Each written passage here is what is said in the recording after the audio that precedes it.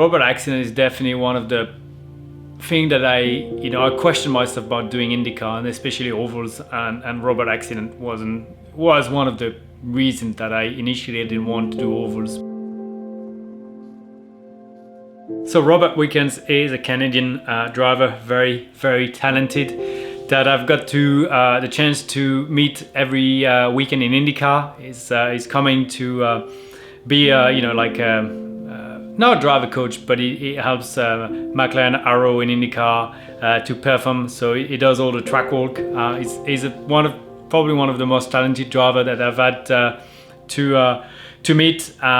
He came in IndyCar in 2018, did amazingly well for a rookie season, and then had a big accident in Pocono Raceway. I think Pocono is kind of an ovals that is a triangle. And since that accident, IndyCar hasn't come back there. I just think there was something about Pocono that there was a lot of crashes, and Robert sadly had one, and since then IndyCar hasn't returned to that racetrack. I mean, IndyCar is a beautiful championship. I don't think it's got enough credit from Europe. At least I didn't give it enough credit before I got there. And it's a very competitive and complicated championship. Competitive because everyone has got the same car. The only thing that you can change is dampers. So that's the difference team to team. Very complicated because you get the street course and the road course, and let me tell you something, Monaco is very smooth. Even Singapore, that looks bumpy on TV, is very smooth compared to where we go running. So the cars are designed for it, but it's a challenge. And then we've got the ovals, and within the ovals we've got the super speedway, which is kind of one specialty, and the short ovals, which is like a kind of another specialty. And then there's a lot to learn, from the fact that the car doesn't even go straight on the straight line, to the fact that you have to run your time, and you've got a spotter talking to you all the time.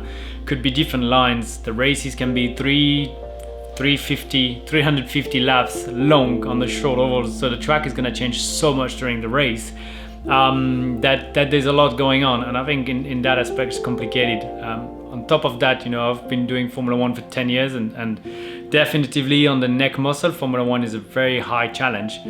But I think IndyCar, because of the length of the race, because of the bumpiness of the track, because of the no power steering wheel, is even more physical than Formula 1. Robert accident is definitely one of the thing that I question myself about doing IndyCar, and especially ovals, and Robert accident was one of the reasons that I initially didn't want to do ovals, because it was one of the most scary things that I've seen. I mean, if you look at the poor Robert, pretty much every bone was broken in him, and including the spine, which is the biggest problem, and that he's been fighting since then. But Robert, being an athlete and someone driven to be back on his feet, was actually posted a lot of videos and actually shared a lot on social media in a very good way for us to be able to follow him. So his recovery, saw him walking with a machine, saw him on a spin bike, saw him at the racetrack, and then he jumped back in a race car with actually one of my teammates' dad, team Brian Herta. Used to be an IndyCar driver, great champion, tried a bit of Formula 1, but now has his own race team, and he races Hyundai in the Michelin Pilot Challenge. And Robert tried that, got to do the season, won on the podium, and went to win the race very, very soon after.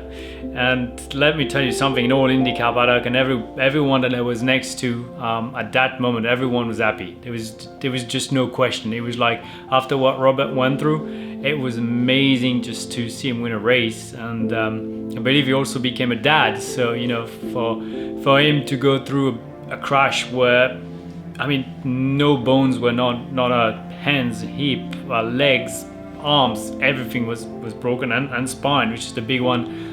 And to see him putting so much effort into just moving his trying to move his toes, his legs, I guess for me, overnight, when I'm still doing it, when I sleep I move my left hand, because when I started my recovery, that's what I had to do. And it's become just part of me, and I would wake up at night just to move my hands, and I'm pretty sure for him was the same, just waking up and trying to get movement going, and seeing him being able to race car and to win in a race car after that, it's just phenomenal.